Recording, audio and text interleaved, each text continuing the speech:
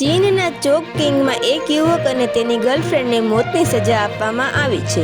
યુવકે વર્ષ 2020માં પોતાના 2 બાળકોને એક હાઈ-રાઇઝ એપાર્ટમેન્ટમાં 15મા માળેથી બારીએથી નીચે ફેંકી દીધા હતા. એવું કરવા માટે તેની ગર્લફ્રેન્ડને તેણે પ્રોત્સાહિત કર્યો હતો. ચીનની કોર્ટે મામલા જાણ્યા બાદ બંનેને મોતની સજા સંભળાવી હતી.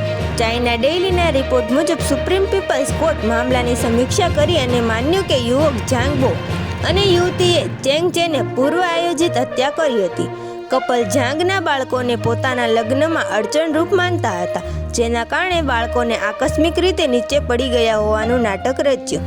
આ કારણે 2 નાના બાળકો, એક 2 વર્ષની બાળકી અને 1 વર્ષના બાળકનું મોત થઈ ગયું. સુનાવણી દરમિયાન કોર્ટે માન્યું કે તેમનો હેતુ ઘૃણિત અને ક્રૂર હતો અને તે માટે કાયદા અનુસાર ગંભીર પરિણામની આવશ્યકતા હતી. બસ હાલ માટે એટલું જ મિત્રો. ફરી મળીએ નવી અપડેટ અને નવી ખબરો સાથે. ત્યાર પહેલાં અમારા વિડીયોને લાઇક કરી ગુજરાતી ન્યૂઝને સબસ્ક્રાઇબ કરો. બેલ આઇકન દબાવી દેજો જેથી કરીને તમને નવી અપડેટ મળતી રહે.